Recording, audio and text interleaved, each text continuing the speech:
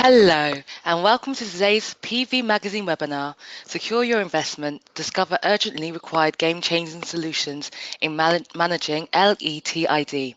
I'm Alicia Joseph, and I'm responsible for events here at PV Magazine. Yes, and I'm Michael Fuß. I'm editor at PV Magazine. I'm more responsible for the content, and I will also moderate today. So, Michael, it's natural that investors, and therefore also EPCs and project developers, have real concerns about module degradation. So today we want to discuss how much one should really fear light-induced degradation and light and elevated temperature degradation, in short, LID and LETID. Yes, and that's an important point. Please don't confuse LID and LETID with PID, the potential induced degradation. About 6 years ago, the potential induced degradation started to get attention. LID, the light-induced degradation, does not depend on the potential, but on light.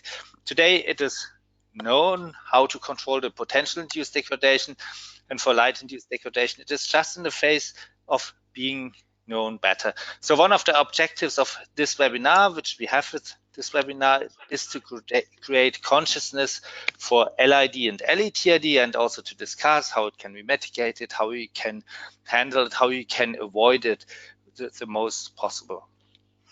And so joining us in this webinar, we have three experts: Paul Grunow from PI Berlin, Stefan Rost from Eternal Sun and Spire Solar, and Andrea Viaro, Head of Technical Service Europe, Jinko Solar. Thank you for joining us. Yes, and we will start today with a talk with Paul Grunow with the presentation of Paul Grunow, who gives us the first insight into these effects. But before we start with this, I would like to ask Andrea something. Andrea Viaro, Head of Technical Service Europe of Jinko Solar.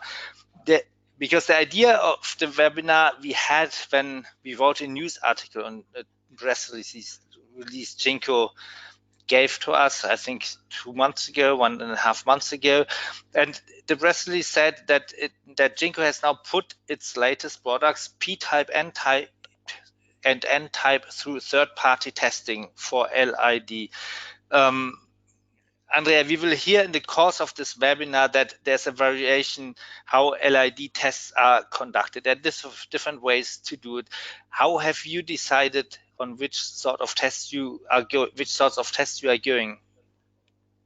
Absolutely, Michael, and that's very true. The research today is not only focused on finally understanding completely the root cause of LID and LETID in particular, but also on the possibility to have a reliable and official standard to have a defined relationship between the parameters followed for the test, and which are linked to the root cause which are inducing this phenomenon. And of course, the repeatability and the significance of the test results are very important to completely evaluate and compare the results. So that's also one of the reasons why. Yeah. So there is standardization going on, and at the moment, it's still ongoing. I think we will see more details during this webinar today, and definitely we are part of the committee defining the standard criteria. Our Dr. Jean is chief editor for the standard working group TC82, so we are active part in this committee. Yeah. Okay, so we come later on. We will come back to what Jinko is doing at the end of the webinar. But now I want to jump to Paul Grunow from PI Berlin. PI Berlin is an independent test lab. And Paul, how would you describe PI in one sentence? As a technical advisor to investors. Okay, so that is great, because now we have the investors' point of view, the investor's perspective, and yes, I now have to switch also the mouse rights to you, that you can start with your presentation. Okay, thank you, Michael. So this is Paul Grunow from PI Berlin, and giving the investor's view on LETID. So the first slide. It should work now that you can move the mouse and change it. Okay, shows the degradation. So the drop of the power after, in total here, these are 600 hours under sun conditions over the period of half a year in this left red curve. And on the right hand side, you see the EL pictures to the same curve, and you see that the cells are darkening and losing power, but also regenerating without changing the conditions. And that's the important differentiation thing to other degradations we're speaking about, that we do not change or do not need to change the conditions. This degradation will regenerate under the same conditions. This phenomena is linked to PERC modules, unfortunately designed just to raise the efficiency. But what we see now is just going in the other way around, that we just regenerate to 100% is something good, but we will lose power in between, and because the overall degradation and regeneration is going over years, that will conflict with the expected energy yields from the panel, from the PV plant. Sorry. So next one. Okay, it's the animation. Yeah. So next one, next slide. The dark and the black blue curves on the left, they demonstrate the effect for different temperatures and operation modi. So in principle, you can accelerate the effect by temperature. So the first line below just saying roughly factor 2 for every temperature step of 10 degrees. So meaning for 20 degrees, that would be factor 4, 30 degrees, factor 8, and so on. So you can do much on the speed of this degradation regeneration effect called LITID. The other acceleration factor concerns the mode. So when we go from the connected mode under load, so connected to a load or inverter, to open circuit, then you will accelerate by factor 6, roughly, estimates. Another nice... Paul, just that we understand this graphics a bit better. Does that mean that this graphics which do not change, they're basically LID, and these two graphs on the left side, which are bright blue and gray, which differ, they are LETID? I come to the differentiation on the next slide. Okay. This is all linked to LETID. So that's an expert guess, but I would not say something different. Yeah, this is clearly LETID because the whole thing recovers.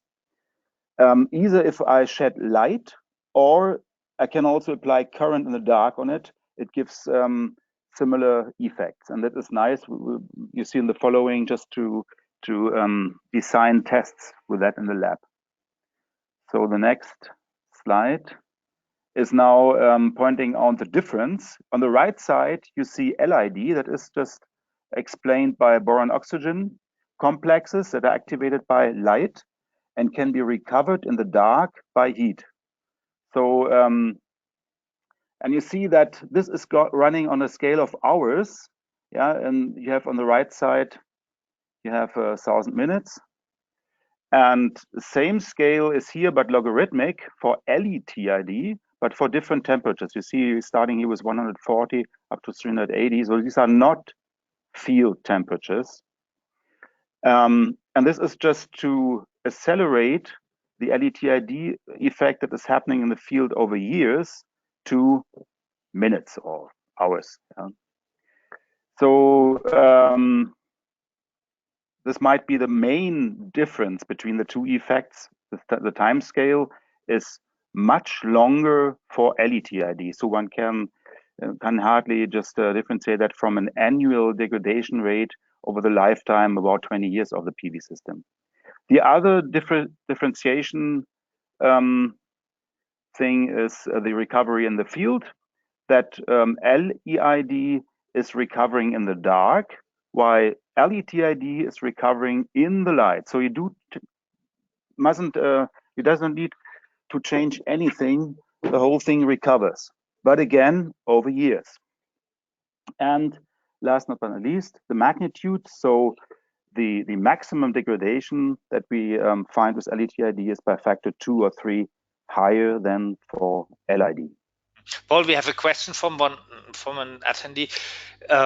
You say that LID is recovering by heat. Yes. Does that happen also in, let's say, in colder countries such as Germany, or do you have to be in the sun belt that it recovers? Unfortunately, it's not recovering at all. So from the theory, because the light will come always in parallel with the heat. So and the light is degrading the cell while the heat is recovering, but only recovering in the dark. Okay, so that means if I don't do anything, then I don't get the recovery in the field. Yes. So what the banks are doing, they just say, okay, when PI, for instance, is just claiming it's 2% LID in the first couple of hours of the plant life, then the bank says, okay, then we take the 2% away from the label power and we calculate everything with this power, because you will never get it back. With LETID, it's under decision. I would just guess we had just some average. Yeah, we have maybe not, as here in the picture, -7% as a worst case with high temperatures, with a little artificial. But over the lifespan of the plant, we should have maybe 3.5% in this example, this invented example. So because half of the lifetime, the modules degrade, the other half, they regenerate. And I will just point out later what comes from the field to bring some arguments to this point. So what is behind LETID? How can we explain it? So it's just an open question.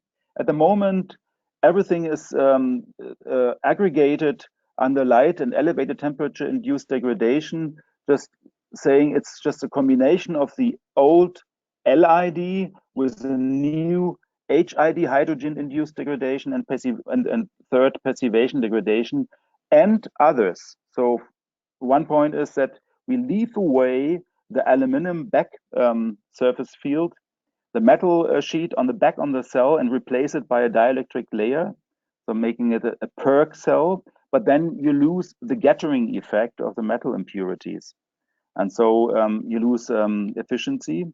And a link to the HID, the hydrogen degradation is, yeah, the hydrogen is mobile and it depends on the ionic state, what has happened. So overall, this slide tells us, okay, there's an open discussion about the origins of the problem.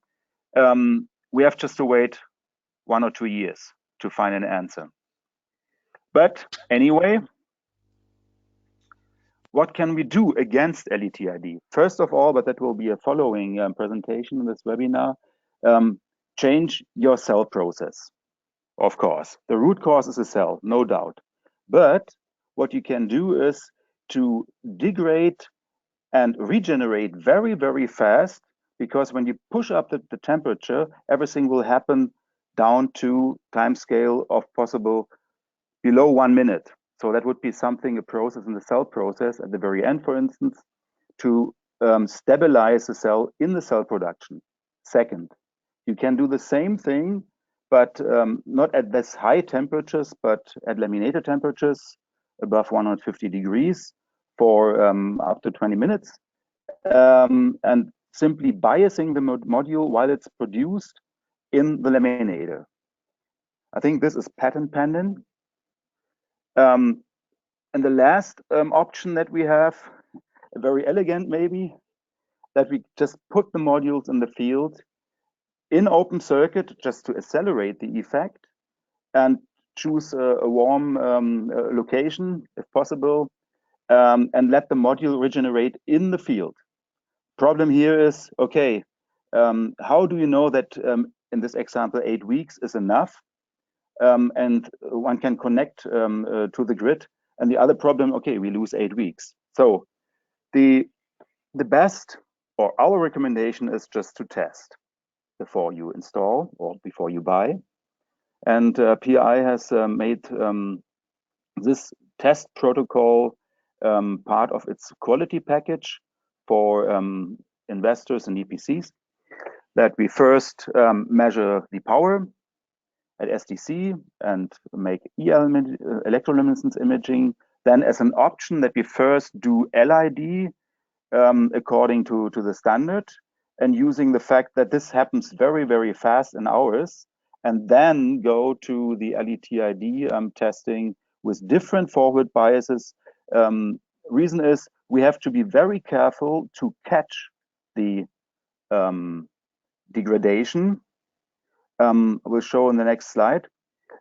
This test protocol is very well aligned to what is under discussion in the ISE 61215-2 in its second edition, where they have proposals in a similar way just to degrade with current at 75 degrees, and then for regeneration to have a faster regeneration overall when you know your module already to regenerate. So what you see here is on the right side the EL pictures for different modes. So the first line is just no effect because we don't apply light, no current, nothing happens in the climate chamber at 75 degrees. And then the next one we apply current. Right? Yeah, we are now on the at 0.5 amperes. So it's similar to the MPP, maximum power point conditions, what we have in the field. So there we see degradation, but it's not recovering. That's a green line. And then the more current we put, that the faster degradation and regeneration comes. So at 5 amps, we don't see any degradation at all. And worse is then the open circuit mode with full current, that we skip the degradation completely. So we miss it. Careful. So next slide is showing 10 PERC modules from different suppliers in the market, just using these the slow 0.5 amp method at 75 degrees in the climate chamber again. And we have 2 multis and 8 monos. So maybe reflecting a little bit what is in the market available. I mean, it is only just a sample, only 10 producers, but here we see no clear sign that multi is worse than mono, what was first reported by Ramsbeck in 2012. But be careful, it could also be the case that here that the multi-PERC producers are more advanced in this degradation effect and have already took countermeasures. But it's speculation from PI. Just to get the messages which we can take out of this graph. Does that mean, do we see on this graph that it's possible to contain the effect well below 2%, because some manufacturers do it? First message. And second message, for all technologies, there's a variety of, let's say, of modules in the field, so there are good and bad ones. Yes, I'm convinced that you can stabilize at 0% degradation. But don't forget, we have a lot of other degradation, or would call it the annual degradation rate of 0.4% per year. This is another degradation mechanism that will still remain with the module. So, but don't forget, this is adding to the known degradation effects. And it's worth just to think about, are there strategies to put down the degradation to 0%? And it is mostly done, or most efficiently done, by the cell process.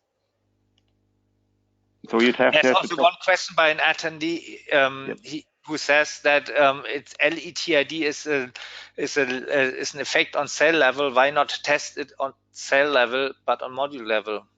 Yeah, I think 100% correct. But PI Berlin is just dealing with modules. And of course, I would like just to encourage the community just to go there, that we test on the cell level and not on the module level. Of course, I mean, PI Berlin has just to act like this on the module level, but I guess when the awareness on this effect has grown more as from the time being is, then the cell producers, they will come from themselves just to the point that they demonstrate that they have zero degradation coming from LETID.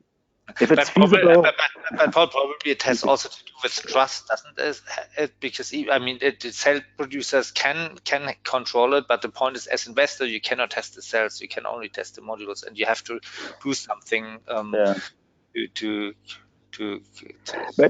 But I mean, we have this webinar. Thank you to PV Magazine to clarify the issue, to raise the awareness. But don't forget that PID needed just at least 5 to 6 years just to penetrate in the awareness of the market. To not only the investors, also the cell producers and module producers, they had their problems because for some locations and some cell processes, you don't see anything. Can be, then you're lucky. But this is not the approach that an investor thinks. I just want to reduce the risk, so I will test.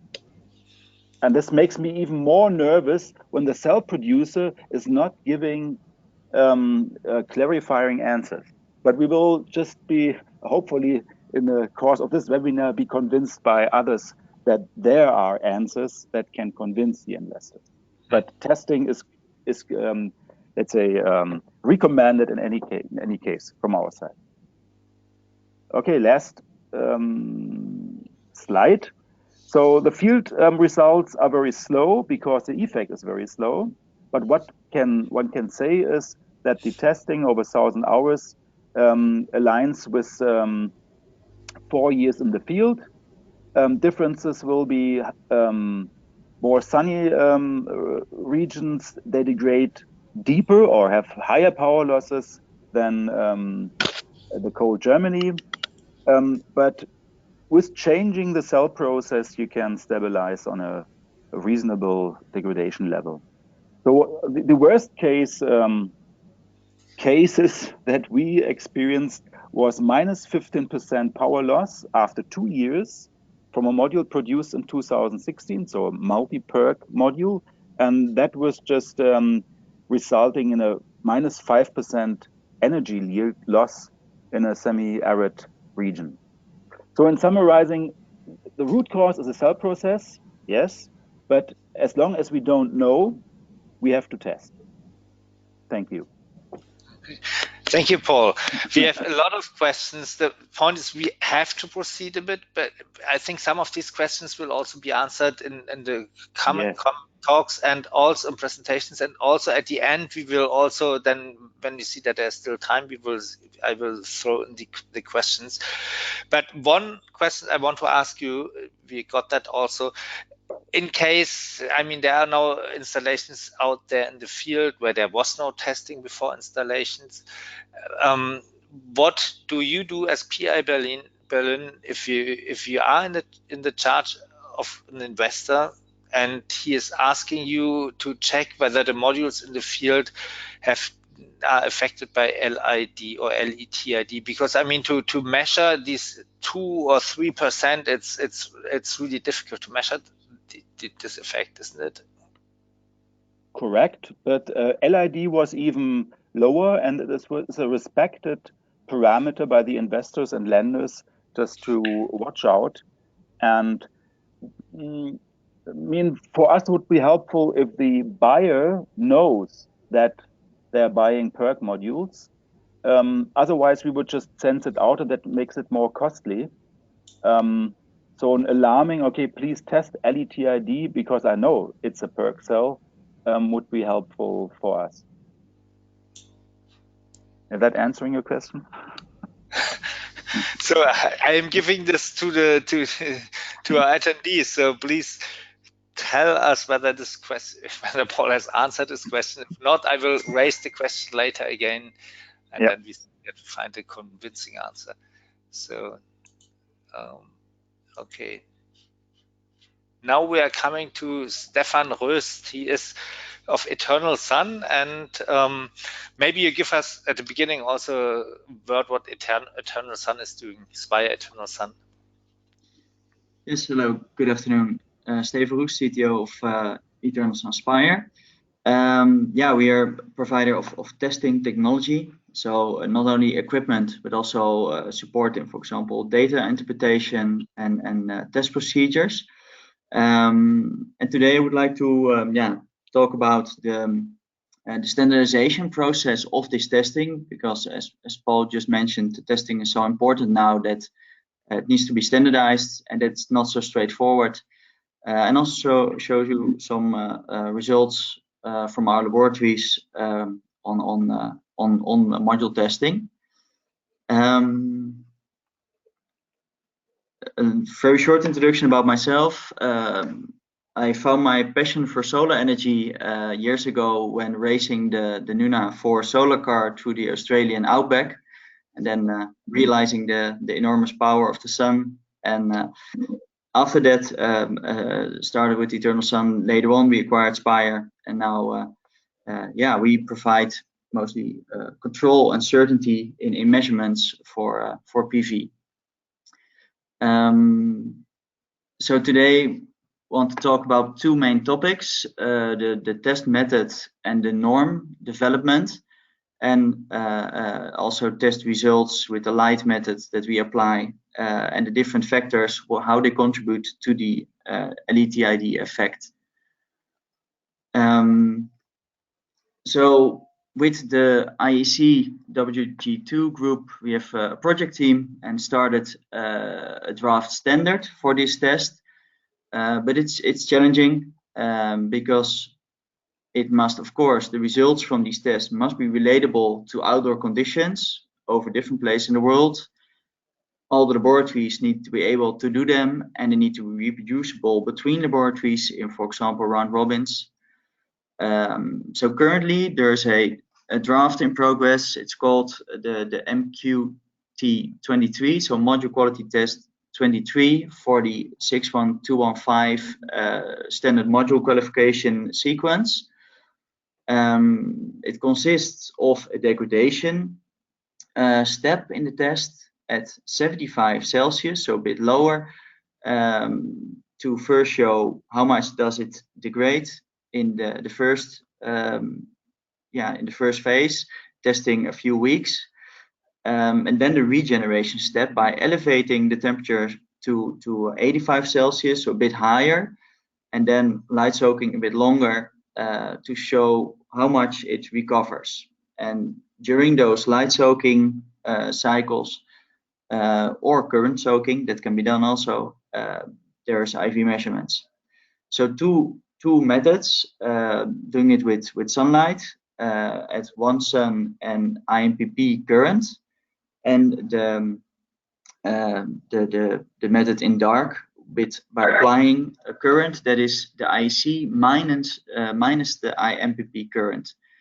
And that, yeah, there's differences between the two, benefits of both methods, which have to be further investigated.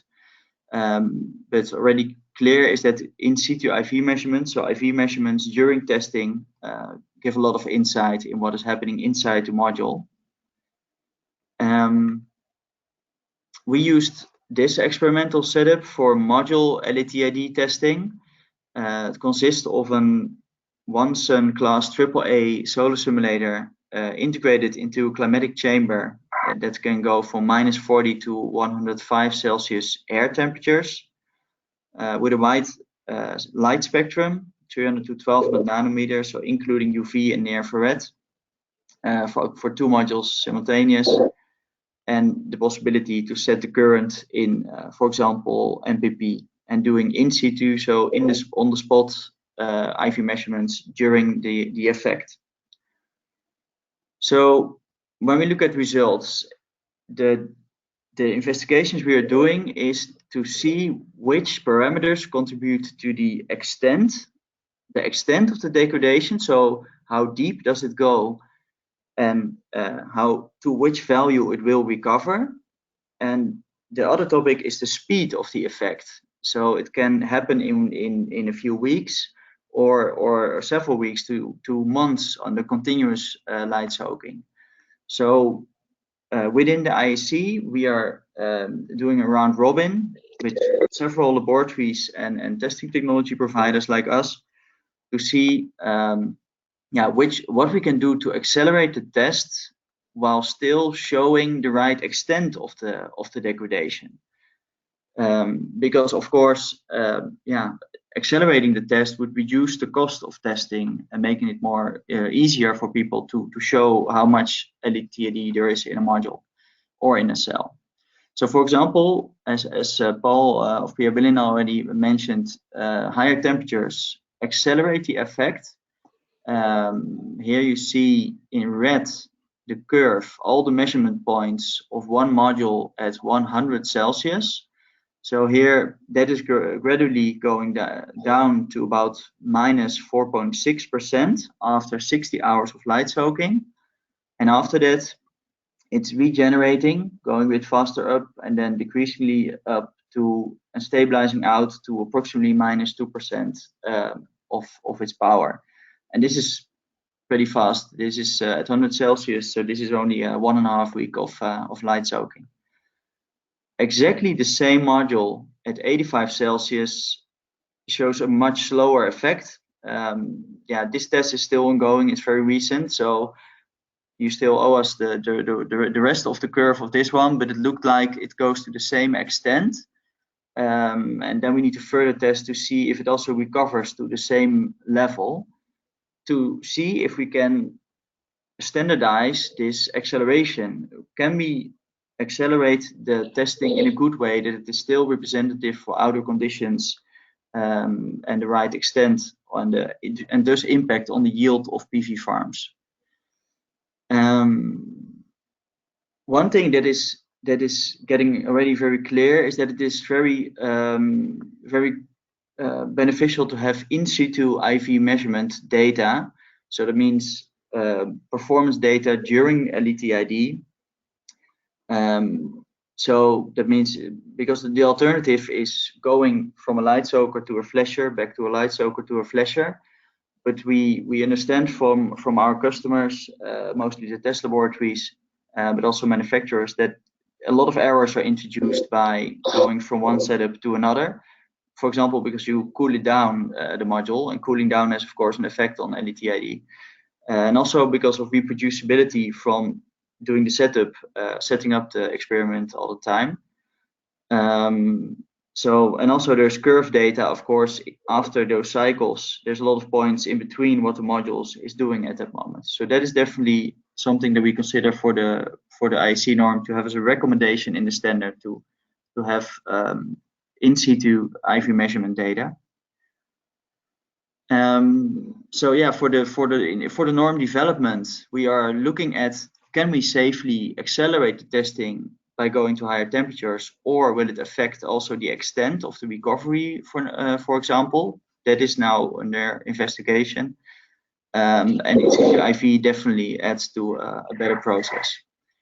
And yeah, so to get to conclusions on this, we do this with many laboratories now at the same time in a round robin, with about 10 or 12 organizations. We're all testing the same modules, and that will be done over the course of this month and next month and the month after, 3 months. And then we'll compare all the results and see which improvements can be done to make the test procedure better and more economic, faster if possible. And also, of course, we need to make sure that at the end the labs get the same results, and which we determine which methods give the same results.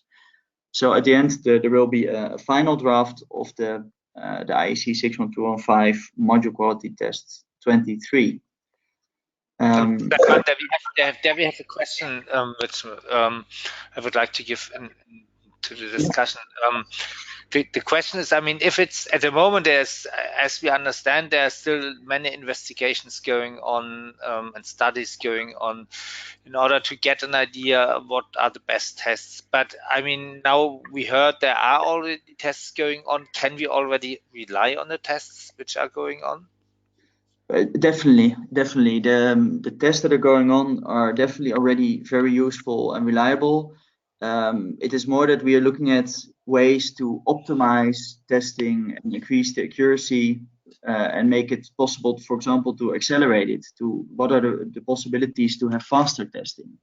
But the especially the tests that are already done at the right temperature levels, 75, 78, and with the right amount of current or with light, are definitely already reliable, and they're up to, of course, a certain extent, but definitely it is at the end of course the degradation will in a certain location in the world will always be different than in the lab. So it is still, of course, a translation step from standardized laboratory results to local field installations. So in general, as Paul showed in the PR Berlin presentation, for more moderate climates, probably the extent of the LID will be less than for locations with higher local temperatures. So that is still something to be aware of. As we are talking about the temperatures, there's also, we have the question here, how much humidity affects the effect. Is there an effect? The consensus is there is quite general consensus that humidity is not really affecting this type of degradation. This phenomena is most likely, or the consensus is, I just came back from PV Celtech Malaysia, and also there was a general consensus that it is caused by the hydrogenation and the hydrogen in the passivation layers. So humidity, although humidity has definitely accelerating effects on other failure mechanisms, in general, it's definitely not expected to contribute to the LID effect. Agreed.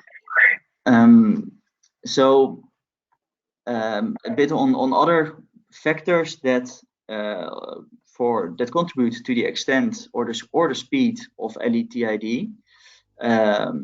This is a comparison of a mono-PERC and a poly-PERC, and actually this is showing the inverse as what Paul showed in the presentation before. Here the mono-PERC module was going down to about 1.2% after 10 hours already, so really fast, but then going back up. This was all done at 85 Celsius, so down and up in about 60 hours to around very nice 0.5%, whereas this poly-PERC module was still in 110 hours, still going down in power. And also this test has to be continued and will take some time to further proceed. We'll show that data definitely in later events. But important for now to understand is that definitely different cell materials can regenerate faster or slower than others.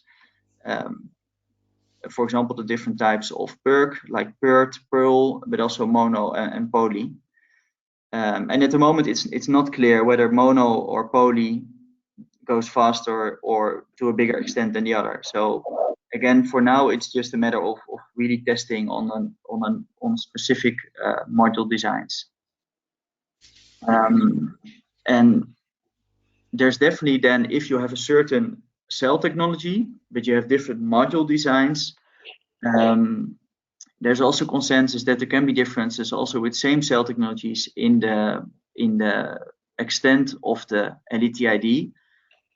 Whether this is in the interaction with the rest of the materials of the module is still to be determined, if it's interaction with the encapsulation or metallization, or it's still a lot of testing research to be completed first. But in general, it's good to be aware that even with the same technology, different designs of the module can have a different LID effect, also, as was also shown by, for example, the University of New South Wales, comparing different manufacturers and designs. So, yeah, for this moment, where we stand with the current consensus on this effect is that, yeah, different materials definitely regenerate faster or slower and have a different extent of LID.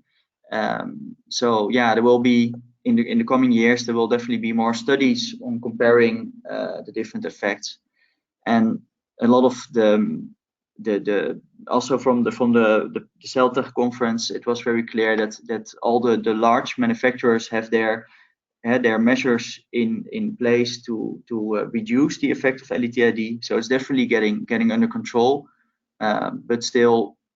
That actually what we see here, in a recent survey from PV Evolution Labs, it became clear that it's still a #1 concern among investors, LID and LID combined. So in recent data, it's of the latest modules where the manufacturers had countermeasures in place. It's expected to be around 1 to 4%, and that is then in the first 1 or 2 years of the operation of a PV installation. We know this because 1 year of outdoor, depending of course on the conditions, relates to roughly 300 to 600 hours of laboratory testing, which is the same number as Paul mentioned on 2 years, about 1,200 hours. So it does give some idea of how much the effect is in a certain installation in the field. So basically, by having more test data on as well the cells as well as on modules, we should valorize also all the efforts that the manufacturers do in reducing this effect, which they are definitely doing with success. Also, a lot of results were recently presented on the conference on reducing LID. So yeah, that is where we stand at the moment with the testing standardization and the different parameters in LID. And there are probably questions.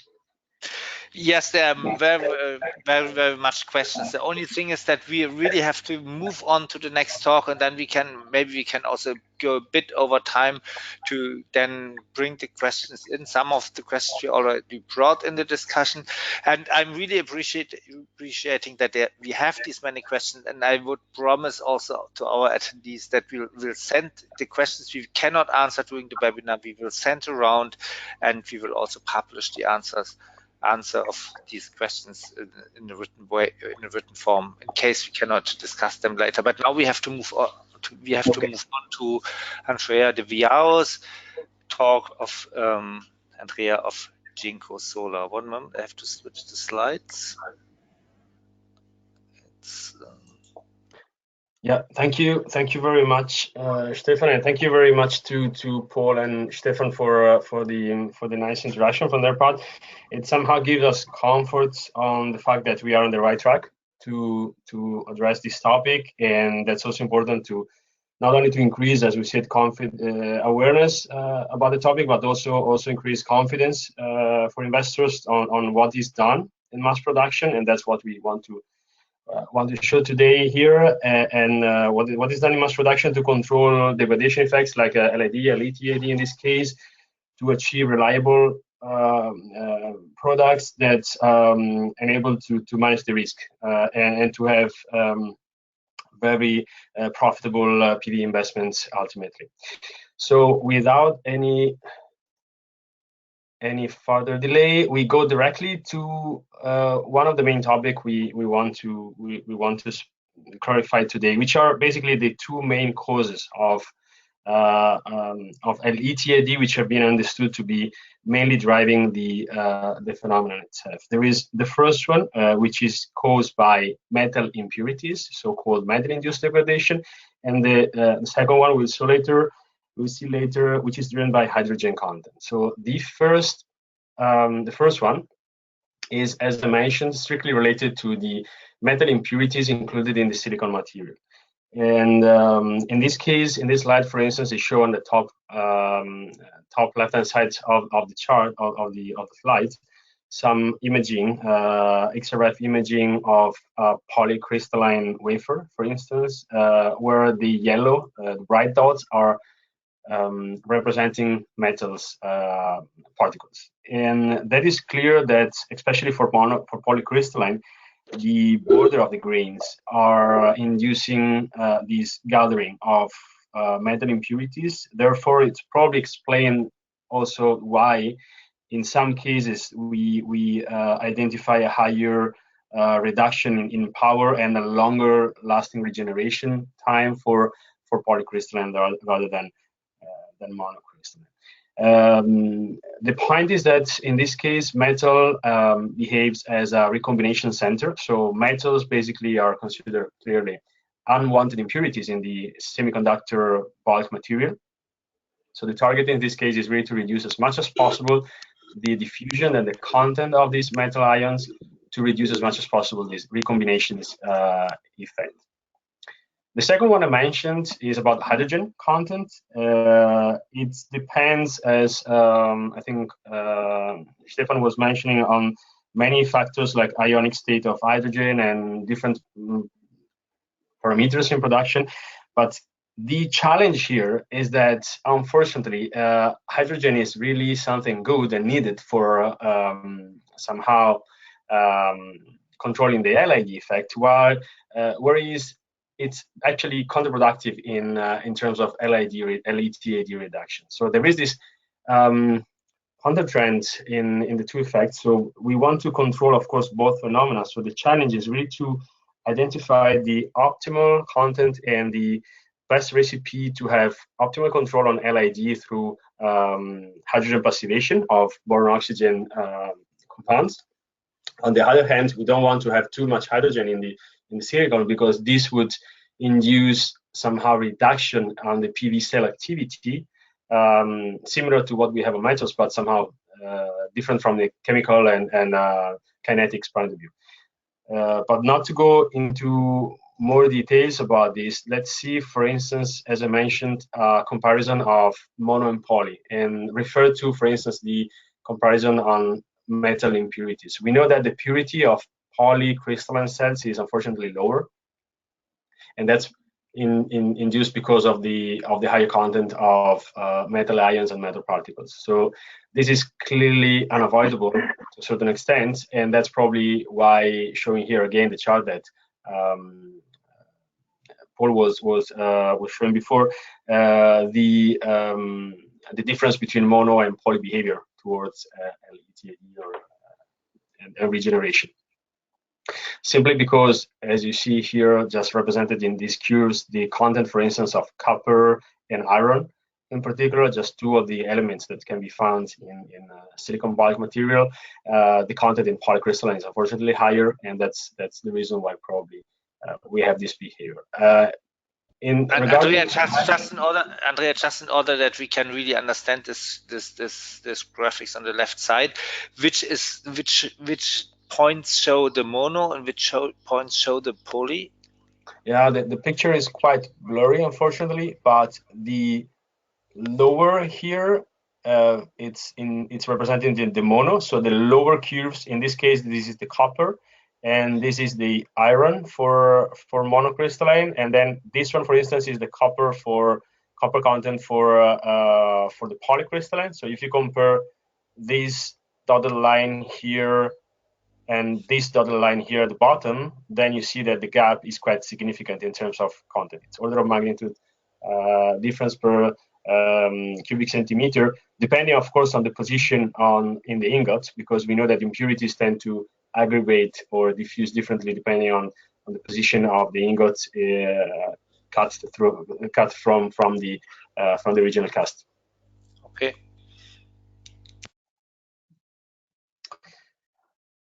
And okay, so moving towards solutions. Now, we somehow saw these two main factors driving LETAD. So what can be done in production to reduce it, to control it. There is different approaches. One of them, it's not mentioned here, but of course, you understand from the previous slides, the lower is the metal impurities content, the higher is the performance and the higher is the reliability towards LETID. But of course, also hydrogen content is very important and has to be optimized through different aspects, but mainly processing of the cells in this case, and passivation lasers, etc. Wafer thickness could be a way to control LETID or to reduce LETID. Unfortunately, it's not viable yet according to the current production processes that we have in mass production for wafers and cells. Annealing, it's also something that basically speeds up the regeneration process that we have implemented in mass production, but unfortunately it takes time. So the main points that we focus in Jinko are clearly the first one, so the optimization of the hydrogen content and the regeneration, and of course the reduction of the metal content impurities in the silicon. So let's see, taking for example a standard production process for PV modules, and here you can also have an idea of the advantage of a complete full integration production, from ingot casting to wafer cutting, cell production, and modules, because as mentioned before, we know that somehow it would be ideal to test and control all production also on cell level.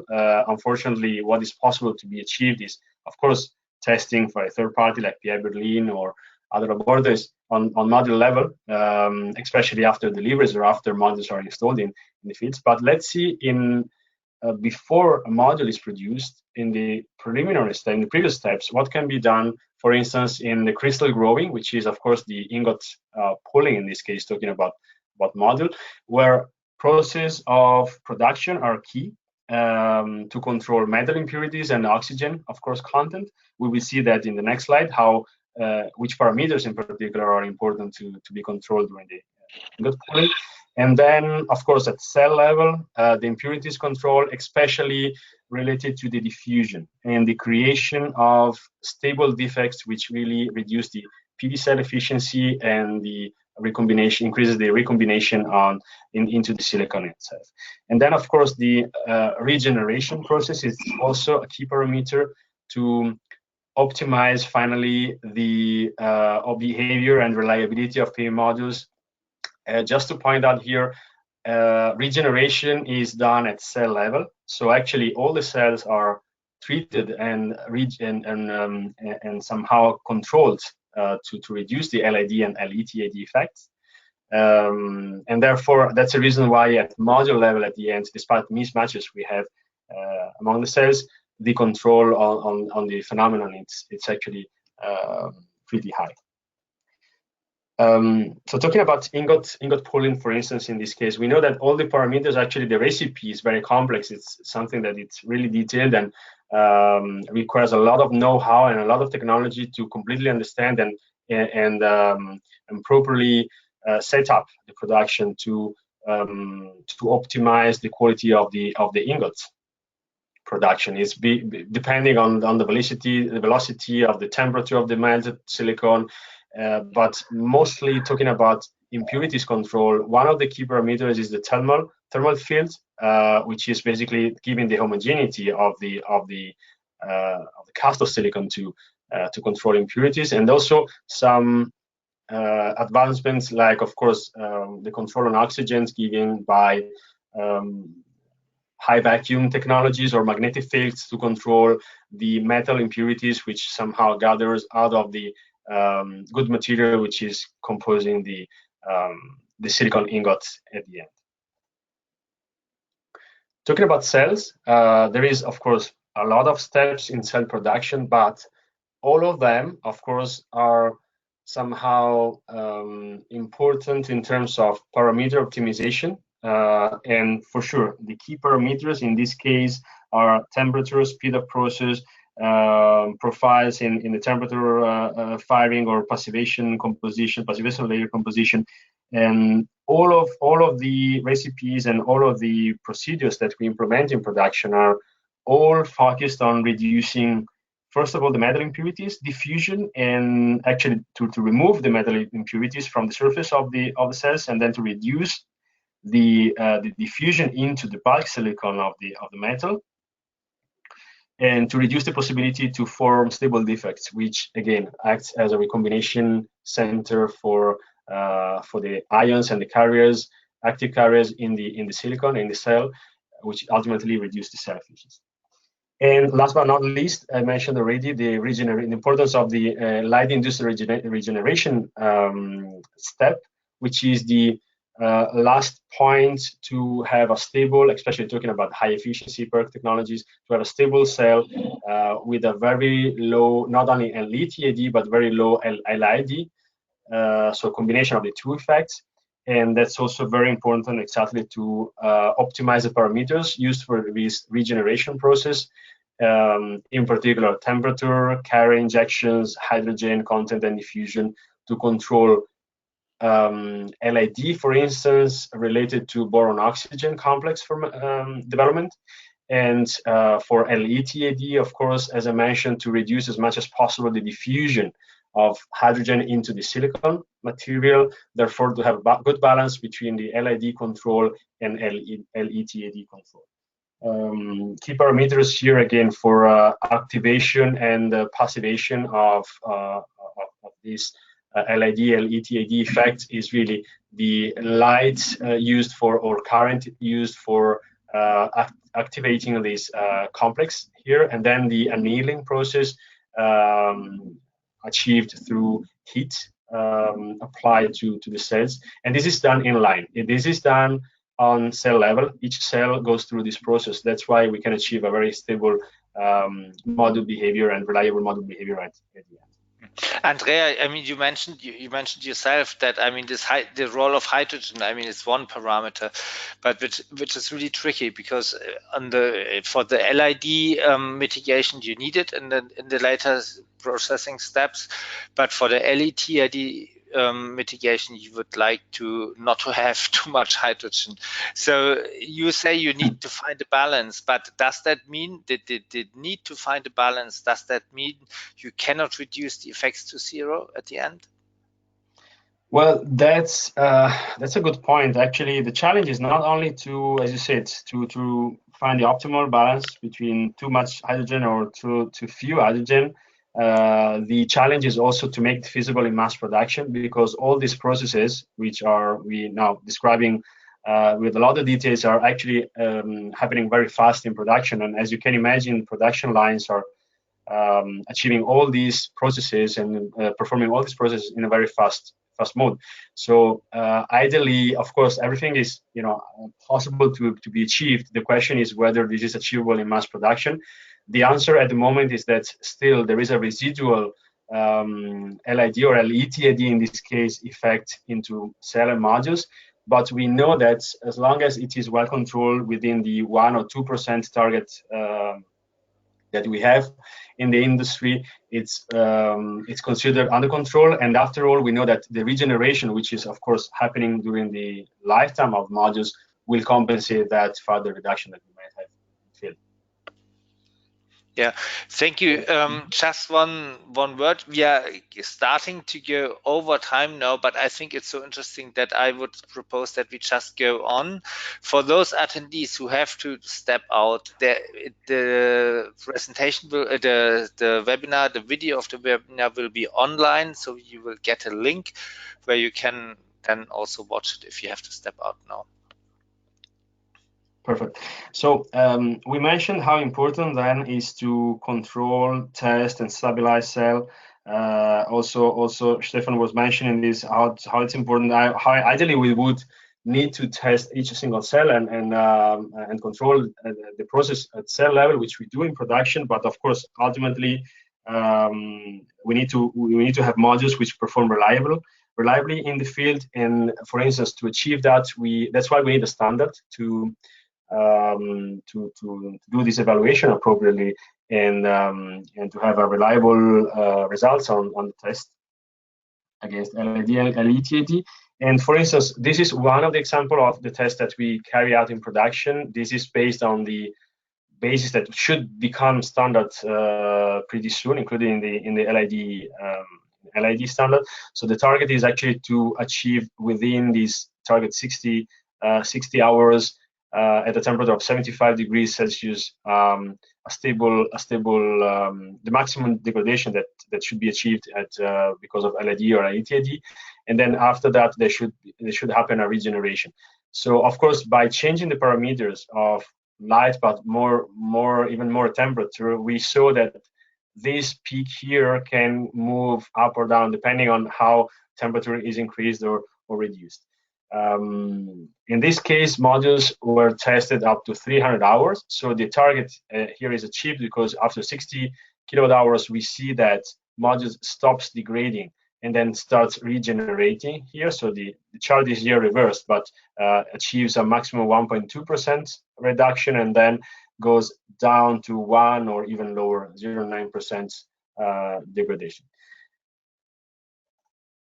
In mass production, of course, we do those tests as a routine. We also rely on third parties to validate these results. In this case, and that's also interesting to compare this with the previous one, because this test was done with a current-induced degradation process, not light-induced degradation process.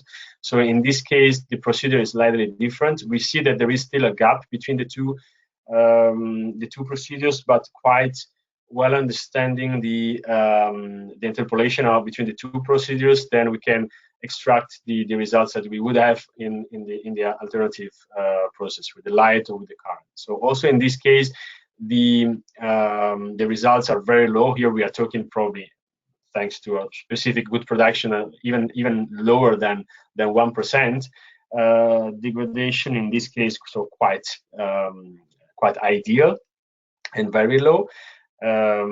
But we see that even in mass production and our historical data that we gather throughout the whole last year, so by every month we were testing and collecting data of batches of modules and to monitor the LETID results from our mass production, we see that the data are on average well within the 2% target degradation that we have as a reference in this moment towards this LETID effect. And that's a demonstration that the understanding of the phenomenon is quite well matured now in the industry. We are able to control it and to stabilize the cells, and especially to monitor in production how is the behavior of the module. And that's ultimately the key point for us to have our investors and customers and the market in general comfortable and confident in how these LETID or LID effects are well controlled in mass production. So as a conclusion, that's the final target for the whole industry, not only for Jinko Solar for sure, but the target is really to control this risk and to reduce this risk as much as possible to have a reliable performance of the modules in the field. Fortunately, the IEC standard is coming soon, so we will have finally an official reference to evaluate the results, to compare results, which will be very, very beneficial as always in the industry. We saw how in mass production, especially focusing on wafer, ingot casting and ingot pooling and cell stabilization. These are the key factors to achieve a very low degradation and very stable behavior of the module in the field. And regeneration also plays a key factor when talking about individual cells, and of course depending mainly on temperature and light parameters that we use for achieving that regeneration level as fast as possible in production. Not to 0%, but to the lowest possible value to make sure that it's definitely within warranty terms, but not only that, it's giving a stable behavior of the modules in the field. And ultimately, the key factor when talking about quality and control of LID and LeTID in particular is, of course, the most important factors are the quality of the raw material, so the quality of the silicon, and the optimization of the production processes at cell and ingot wafer module production to have a reliable product up to the standard that we want to achieve in the industry. Okay, thank you very much, Andrea. Just some short questions for you, and then I will open the round. There's one question on one of your last slides, where you said you applied 60 kilowatt hours for the testing, and the question was now again, is that enough to see LID if it would be there? Yeah, let me go back to that slide if I can manage. In this case, 60 kilowatt hours was the threshold where we see in this condition, as I mentioned, depending on irradiance and temperature. Of course, this was the threshold where we see the stop of the degradation and then the start of the regeneration. Of course, if we change the parameters, we see that modules behave differently, as shown by Stefan and Paul before. Temperature and light or current are really playing here the main role to control and to have the results happening. The regeneration start happening faster or later, depending on the conditions. So in this case, of course, the challenge is to have this happening at cell level before that we combine the cells in the module, so that we deliver the modules after that as much as possible. This degradation has happened already at cell level in production. Another question on the supply, how you source your material. I mean, the question, I'm not sure whether Jinko is also sourcing cells or whether you produce all your cells yourself. In case you are buying also cells, how do you test them, and how do you make sure that you get the right quality? Mm-hmm. Yeah, we have, of course, generally speaking, a full vertical integrated production, but of course we still rely on partially external suppliers, or let's say partners, for cell production.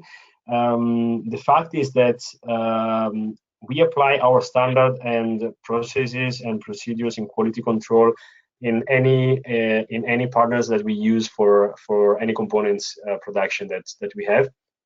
So either wafers but mainly cell production, which is partially achieved through external partners from Jinko. So the factories and the procedures are basically totally controlled or set on Jinko standard. So actually it doesn't really make a difference if cells are produced internally in our s.r.o or Eining facilities, because the quality standard that we have, even with the quality requirements that we have also with our partners, are at the same level.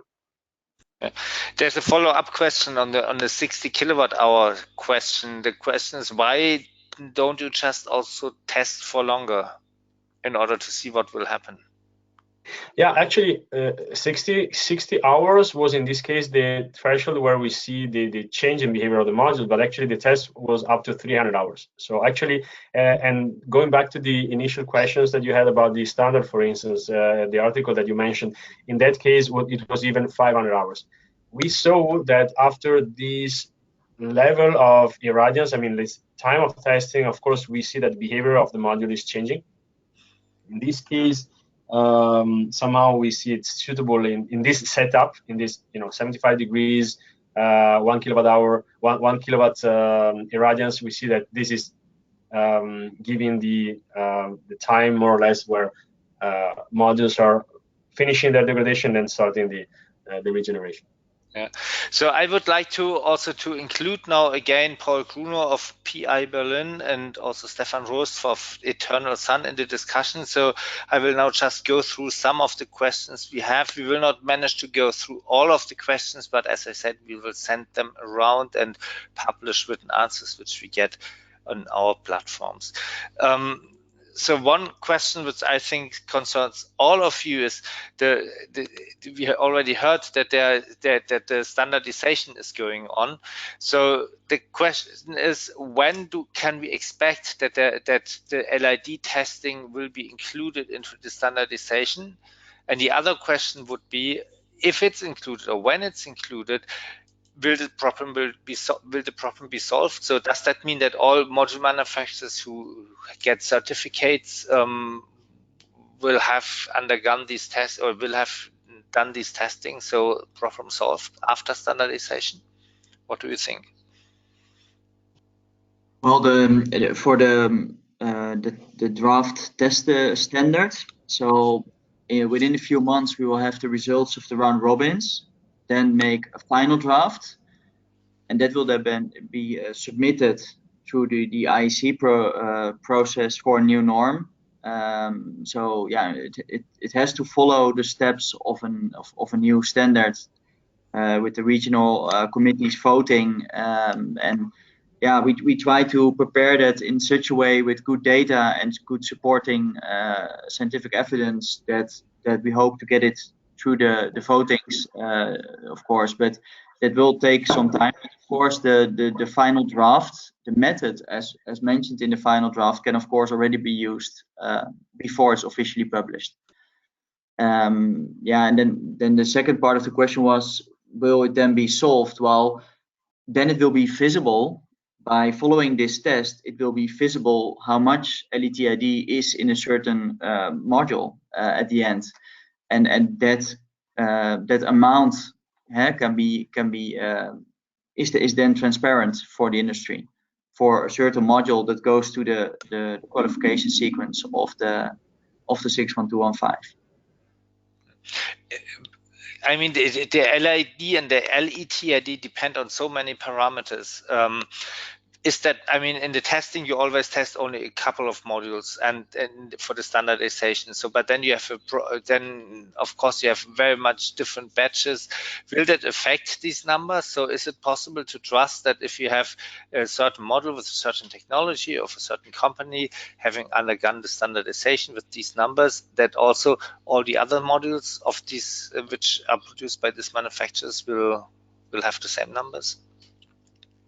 Well, based on the data we have seen, if we see that certain cell technologies and module designs have a certain extent of LID and a certain speed of the effect, but once that is determined for a certain design and cell technology, I think there's little reason to expect large variations in the LID effect from modules with the same cell technology and same module design. Would you agree, Paul? Yes, I mean that producers change the materials and therefore also change degradation effects is yeah, this is a general problem in the community. I mean, we want to put down costs just to go to thinner, but also want to go to higher efficiencies, and this movement down with the costs, up with the efficiencies is a very narrow path to success. And I mean, we need just to have the most transparent way just to exchange information about what is going on with which material and new process. So as we're doing here now in the webinar, just to have confidence that the producers are knowing what they're doing and control their processes. Because what we've sensed here at PI, that a small change in the bill of material has big effects in the field.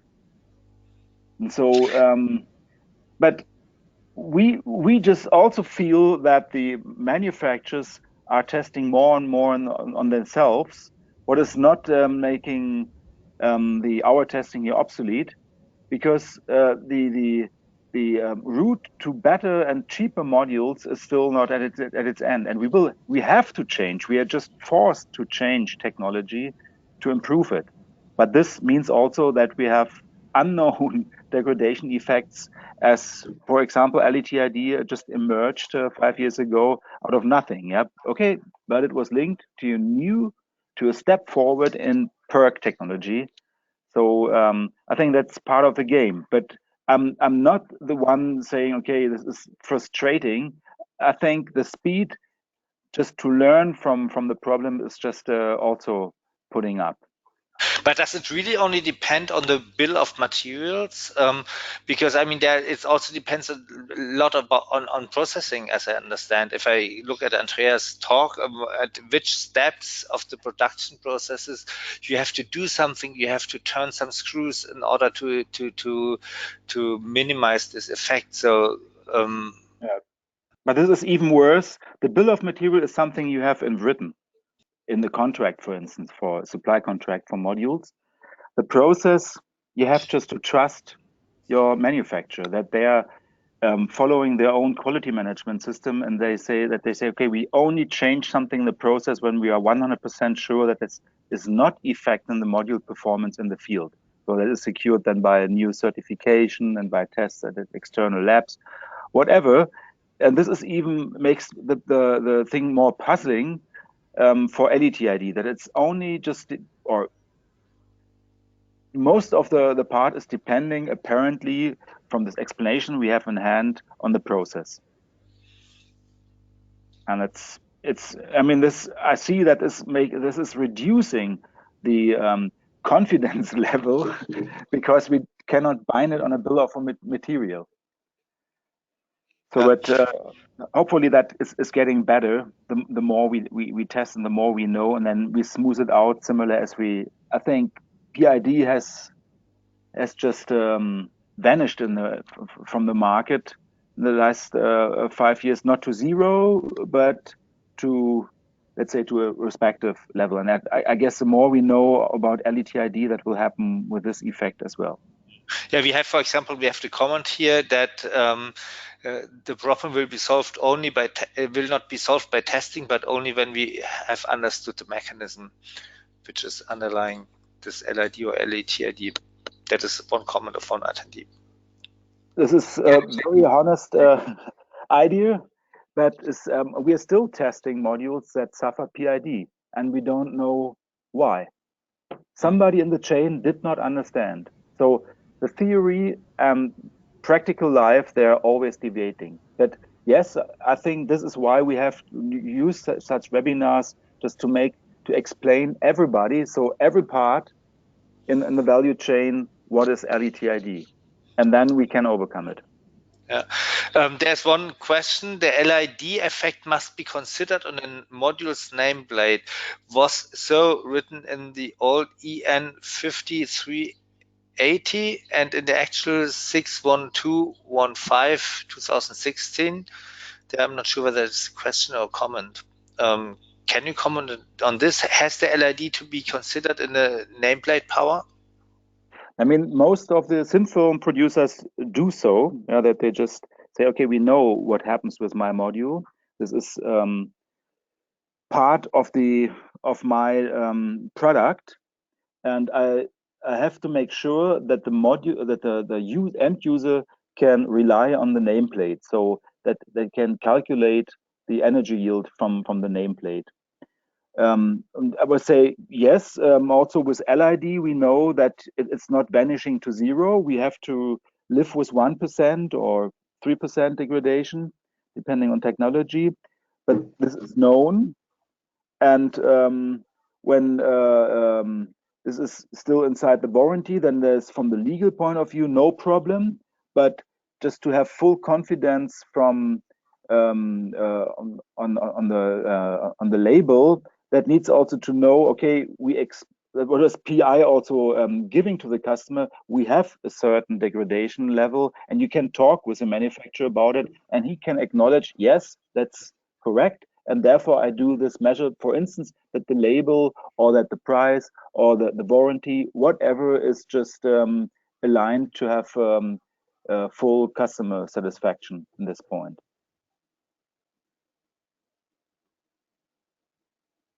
So I would say the change in the standard will not solve the problem on the technical side, but gives better approval for everybody, and agreed parameter that everybody is, that we're just comparing similar things or identical things from product to product.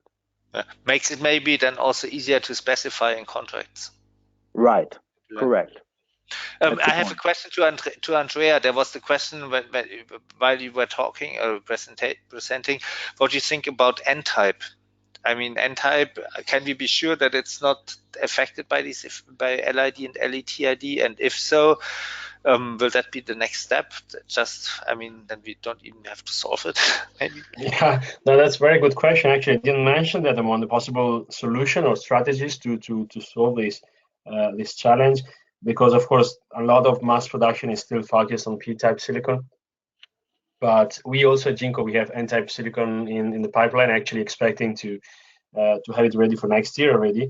So that will be a big game changer, because the order of magnitude is lower. It's really 1/10 of what we see on P-type, and that would make a huge difference compared to P-type when we talk about LID and LeTID also combined. And so with that, we have to come to an end. I really would like to give a very special thank you to all our speakers. Thank you, Andrea, Paul and Stefan, for sharing your expertise and insights. And also thank you to you, Michael, for moderating. I would also like to thank all of you that joined us. Thank you for your questions. Sorry that we couldn't get to all of your questions, but we will send those to our expert panel and publish the answers on our website. So please do keep an eye out for that. And as we have had such a strong engagement to this topic, I would ask that you take a few minutes after the webinar to share your feedback with us, and let us know if you would like a follow-up webinar on this topic, and whether that would be of interest to you. The recording of this webinar will be available online along with the downloadable materials, and these can be found at pvmagazine.com/webinars. And you can also find information about our upcoming webinars, as well as our great catalogue of past webinars. I also do want to let you all know about our roundtables. We have our future PV and quality roundtables at the Intersolar Europe in Munich in May. So on May 16th, the overarching theme is subsidy-free PV, transforming the energy landscape. And it's possible to register now on our website. So we invite you to register and join us at the Intersolar Europe at Munich. Maybe one word to this to these roundtables. Jinko Solar is partnering with us for these roundtables, so we can also meet Jinko Solar. Andrea, I don't know, will you be there also? I will, for sure. So I see you there. See you there. Fantastic. We'll see you there, Andrea. So thank you again to everyone, and we'll see you next time for the next webinar with PV Magazine. Thanks and goodbye. Bye.